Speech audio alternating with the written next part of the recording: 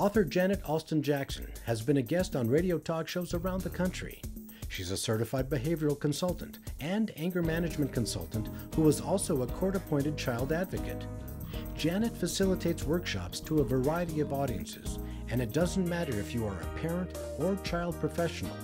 She will show you too how to find inner peace and nurture yourself to prevent burnout while taking care of difficult and special needs children.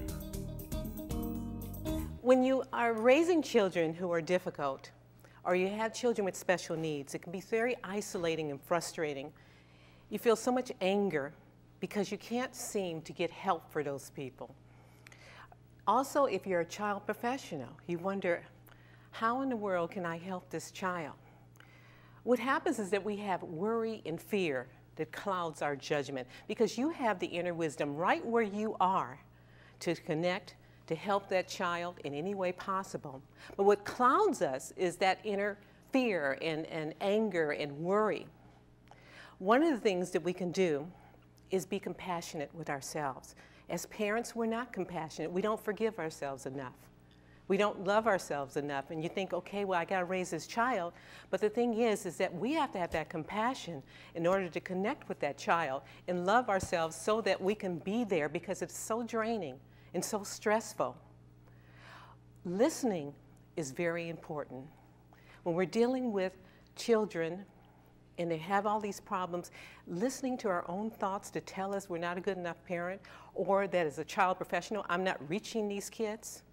But when we are right where we are, just listening to those voices, and automatically what happens is that those voices begin to change, and we become the observer. We become the witness to those thoughts that keep us blocked. Another thing is listening to the sounds around you. Driving your car, listening to the motor. You should know the sound of your car, because what happens, that brings you right into the moment. You hear a lot about meditating. You don't have to go up on a hill. You don't have to isolate yourself. You can be right there in a supermarket listening to the sounds of the ching of the cash register, or any place, just tuning in to deep listening. When we're dealing with difficult people or difficult situations, what keeps us stressed is not being in the moment. Our minds are back and forth all over the place.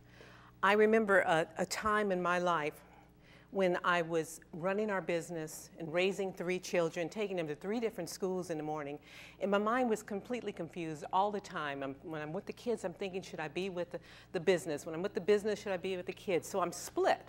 And that creates a lot of frustration and anger. I remember coming home one day and sitting on our couch out of frustration and thinking, what in the world am I doing? Am I a good enough parent? Can I run this business or whatever? And I looked out the window, and there was a hummingbird. Now, this hummingbird had been there for a couple of weeks now. It was the same hummingbird that came to our house the year before. And I started just looking at her and gazing at her, and I'm thinking to myself how difficult her life was the year before, because just when she had laid her eggs, then Santa Ana winds came up. And that's when it was pulling down the trees and people's fences were down. And I watched this little bird sit on this nest on a rose bush, just swaying back and forth, back and forth. And I thought how vigilant she was. She was focused on her task. She wasn't getting off of that nest for anything. And then I was thinking about if she would be blown away, literally blown away. The next morning, I got up and looked out the window, and the nest had tilted almost sideways. The bird still sat on that nest, defying gravity. She was vigilant. She got up after the babies were born, and I could hear her. Every 30 minutes, they have to feed the nestlings. She would fly from the front of the house to the back of the house, back and forth, back and forth. Each time you could hear her because she would chirp. And I thought about that bird, and I thought about how that if she was worried and frustrated, she wouldn't have the energy to do what she did with those babies. If she was like me, going around and around in her mind, she would not be able to fly. But she sat there, because hummingbirds use 50 times more energy than people do. And as I thought about that, and I thought about her being a sign, being my lesson of why she was there, I thought if I could stop worrying, I too could fly. When we're stressed out, it's because most of the time we're asleep. We're walking around in a dream state, And that dream state is we're thinking about what happened to us in the past and what's going to happen to us in the future. We're rehashing what's going on in our mind, conversations, things that's gone on. We are not in the present. The way to release that stress is to be here now, to be in the present, whatever thing we're doing. Now, we can talk about this, and we did talk about connecting with listening and thoughts, but I'd like for us to do this exercise, and if you could please put everything off of your laps, feet flat on the floor. And I have to ask you, if you don't want to be involved in the exercise, just don't disturb your neighbor, okay? I'd like for you to close your eyes. And as we talked about before, let's do the breathing. Let's concentrate on the breath. In, out. You can count 1 breath in, 1 breath out. Just relax. You go to the part of your body, any place where you feel some sensation. Just observe it, not judging it.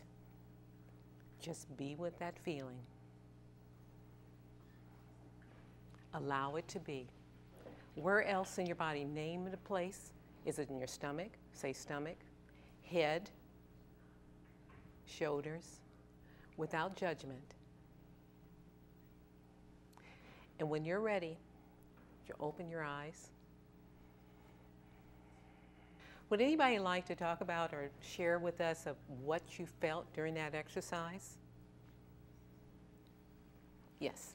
I noticed when I reached for my neck, I had a pain just basically shot through my body, but as I was doing the process, I noticed it slowly went away. When we're going inside of our bodies, we're lasering in. It's mindfulness. It's putting attention exactly what sensations we're feeling, what energies we're feeling, and that automatically calms us. It helps us to disassociate from the problem. Immediately, we can feel that space. And within that space comes that inner wisdom that help us to do whatever task we have to do. Actually, you're more alert, and you can stand in a line in a supermarket. You can be in a meeting. You can do it anywhere. In your car, at a red light, just go inside your body. And what happens, you find that there is an opening. And with that opening comes a release of all the stress and all the problems you've been dealing with.